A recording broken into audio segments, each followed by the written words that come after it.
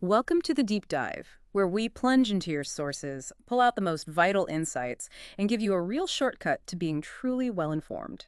If you want to make money smarter, make sure you hit that subscribe button right now so you don't miss any of our future deep dives. Today, we're embarking on an absolutely fascinating exploration into what truly sets successful people apart, and it's likely not what you'd expect. Our mission today is to uncover these, well, 6 essential approaches to communication and presence. These are drawn from a rich collection of notes on the very skills that unlock success and influence. That's right, and you might be surprised by how straightforward yet profoundly impactful some of these shifts can be. We're going to distill each one, offer actionable insights, and maybe reveal some genuinely fresh perspectives that redefine what it means to earn respect. Okay, let's unpack this core idea then. Many people observe certain individuals seemingly attract success effortlessly, while others, perhaps just as talented, are, overlooked.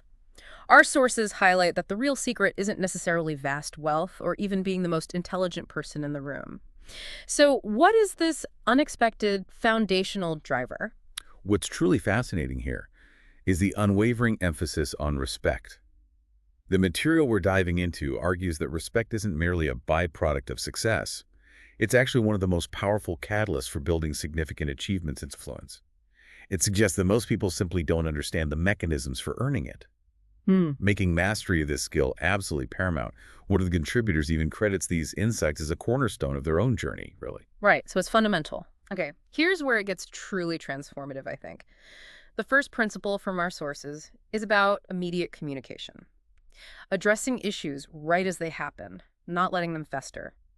It highlights that if a situation isn't promptly addressed, say, a friend habitually showing up late for a meeting, your silence effectively teaches them that this behavior is okay.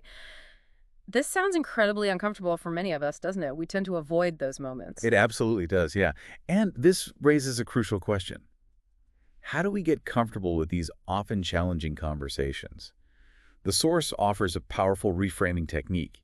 Instead of feeling like you're confronting or being rude, tell yourself you're simply being clear. This isn't about anger, it's about practical outcomes. And this approach, it also builds a vital muscle, the ability to address issues when they are small, manageable, level 2 problems. Right, not waiting until they blow up. Exactly.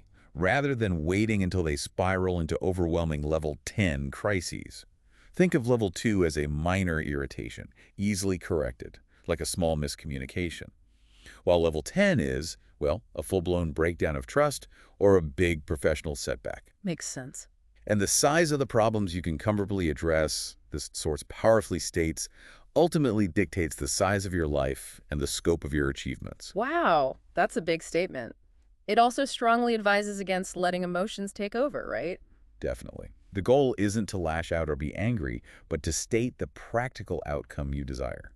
And there's that framework mentioned, setting the frame for the conversation. How does that work exactly? Yeah, that's brilliant. You clearly state the topic you want to discuss, the intended positive outcome, and then you ask, is that okay? Okay. For instance, you might say, I'd like to discuss our team's deadlines.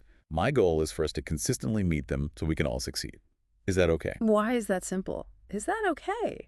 So powerful. It seems so small. That phrase, subtle as it seems, is genius. By asking, is that okay? You're not just informing, you're inviting them to implicitly agree to the very conversation about the problem and its resolution. Getting buy-in. Exactly. It leverages the psychological principle of commitment and consistency. Yeah.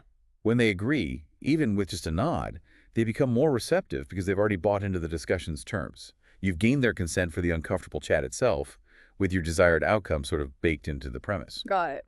Ultimately, this principle reinforces that you teach people how to treat you.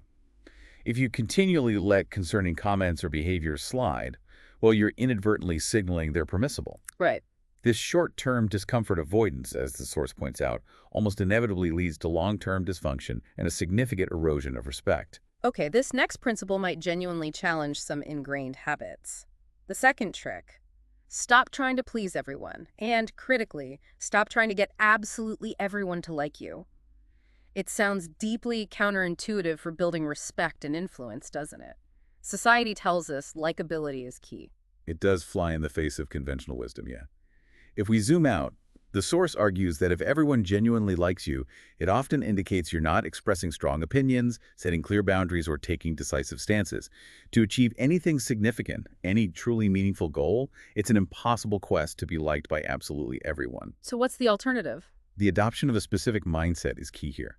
I'd rather be a good person than a nice person. Good versus nice. What's the distinction there? Being nice, the source provocatively states, keeps people comfortable, not accountable.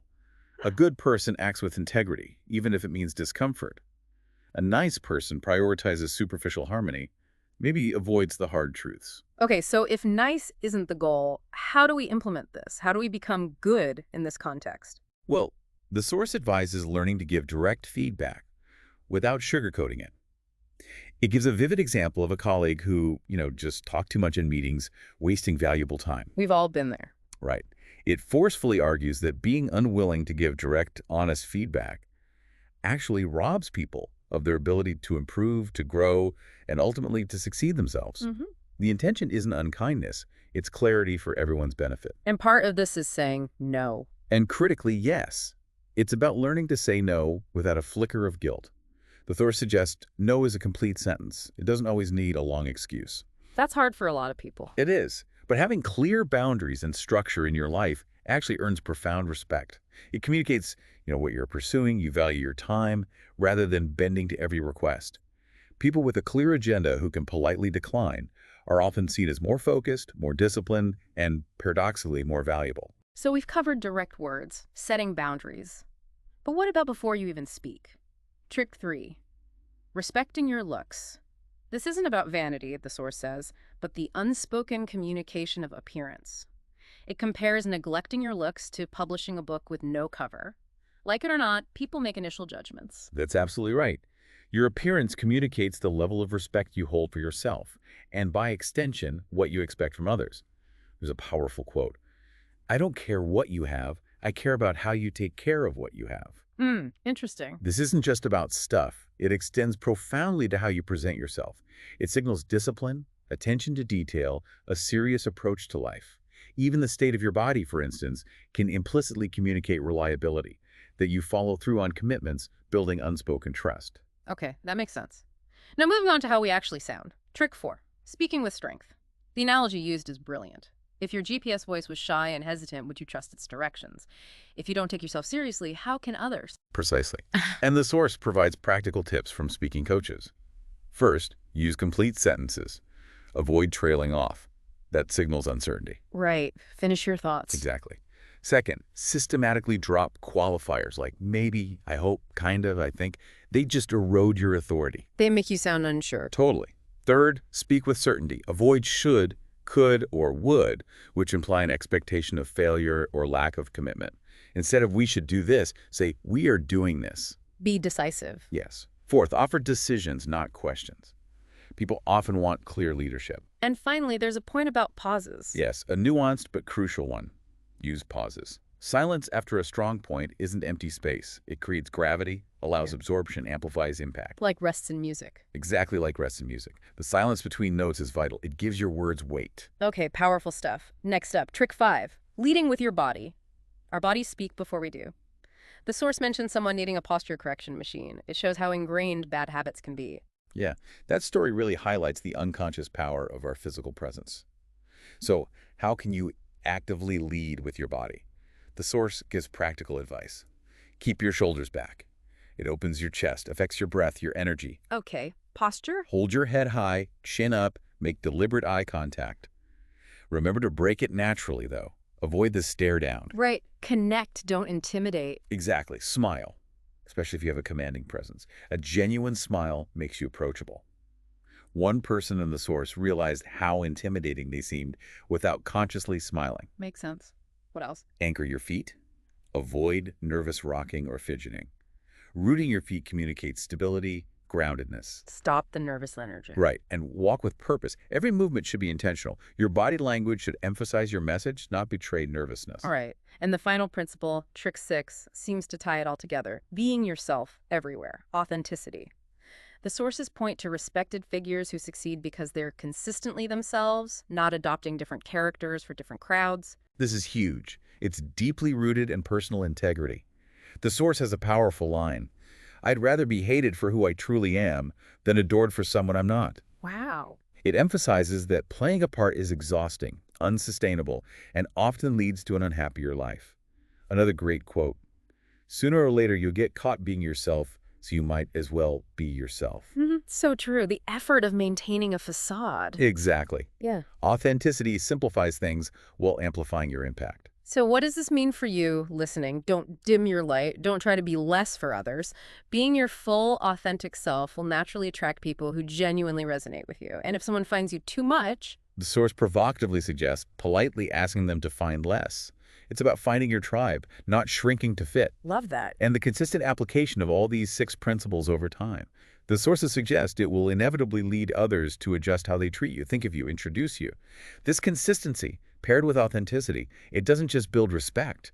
It cultivates a robust sense of self that amplifies your capacity for success. What an insightful and practical deep dive into earning genuine respect.